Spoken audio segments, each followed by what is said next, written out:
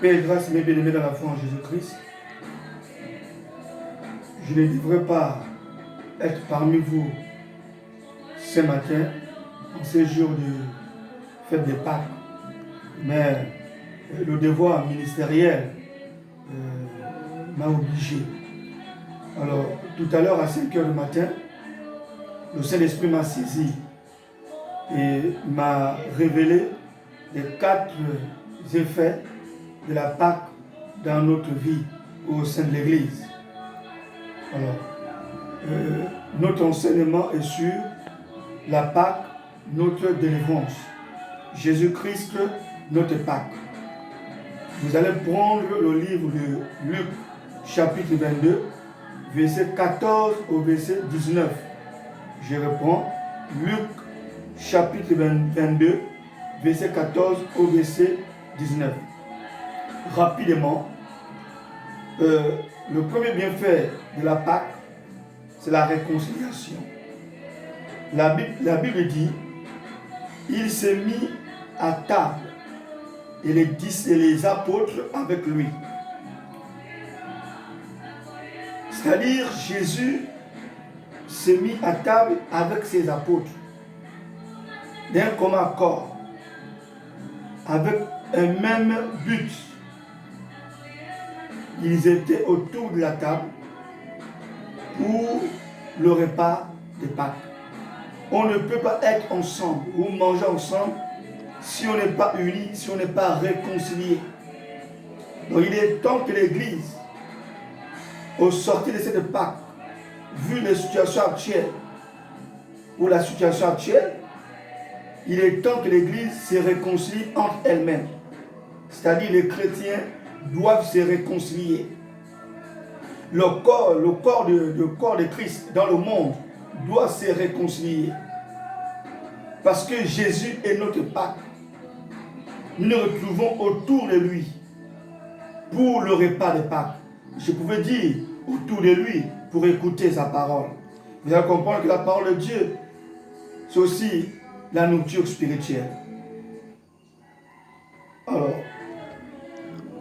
le deuxième effet de la Pâque, c'est l'amour. L'amour. La Bible dit, ayant pris une coupe rendu grâce, il leur dit, prenez cette coupe, distribuez-la entre vous. Et il dit, il prit du pain à son tour, rendu grâce, et leur donna en disant, ceci est mon corps qui est livré pour vous. Là, c'est aussi un acte fort. L'amour. Ici, Jésus a pris la coupe. Après avoir rendu grâce, il les a donnés en disant, partagez cette coupe entre vous. Il était question que les apôtres boivent cette coupe à tour de rôle. C'est un signe d'amour. Si Pierre terminait, il remettait à Jean. Ainsi de suite. Mais le plus étonnant, c'est que la Bible dit, Jésus prit du pain, il a rendu grâce. Et maintenant, il les a partagés à son tour. Là, ce n'est plus les apôtres qui partagent le pain entre eux, mais c'est maintenant Jésus qui partage le pain à son tour aux apôtres. En disant, ceci est mon corps qui est livré pour vous. C'est Jésus, à son tour, manifeste son amour vis-à-vis des apôtres. Mais bien aimé, après cette Pâques, il est temps que le christianisme vit dans l'amour. Il est temps que les chrétiens mettent et pratiquent l'amour. Les chrétiens doivent pratiquer l'amour les uns et aux autres. Puisqu'il a dit, faites de ceci, vous devez faire cela en tout moment. Il est temps que l'Église a pour base ou pour fondement l'amour. Alors, Jésus nous a montré à son tour son amour. Il nous aime. Il vous aime, vous qui me regardez. Il aime l'humanité. Aimons-nous les uns et les autres au sortir de cette Pâque. Le troisième bienfait, c'est la délivrance. La délivrance. Vous allez comprendre que après la veillée pascale, le lendemain, il s'est livré.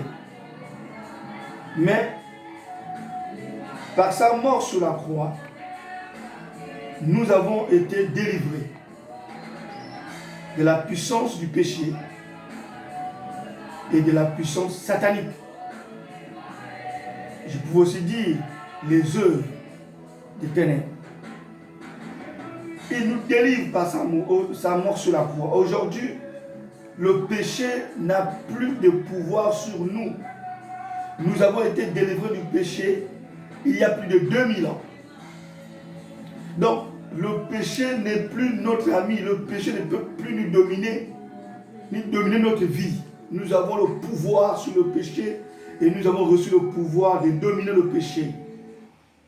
Il est temps que les chrétiens se convertissent, marchent dans la sanctification. C'est-à-dire, il est temps que nos vies soient des vies sanctifiées.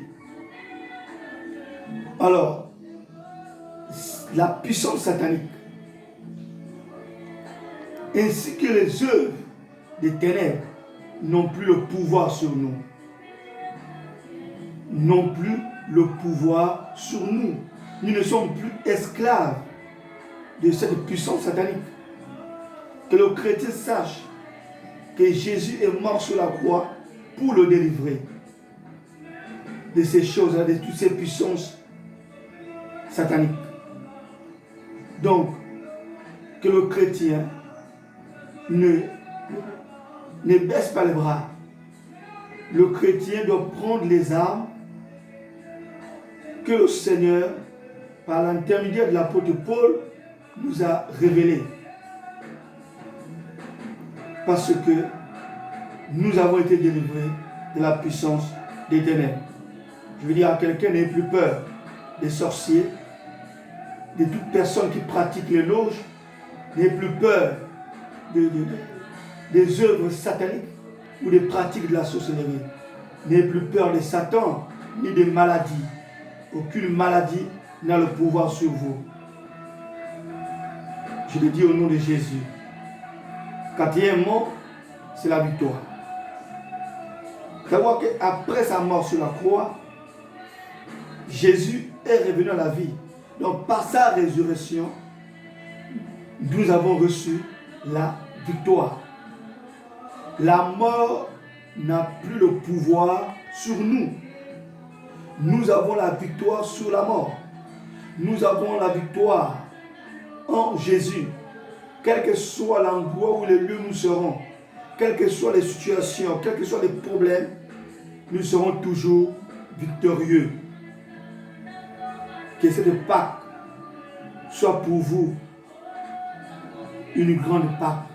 Mettez en pratique ces enseignements, en fait les vivre, n'est-ce pas, chaque jour de votre vie, la manifestation de la Pâque dans votre vie d'une manière personnelle. Parce que Jésus-Christ est notre Pâque. S'il vit en vous, vous avez la victoire en tout moment. S'il vit en vous, vous êtes un homme qui a une mission très spéciale, c'est de réconcilier les hommes et les femmes. S'il vit en vous, vous avez la délivrance. Parce que lui, il est la délivrance.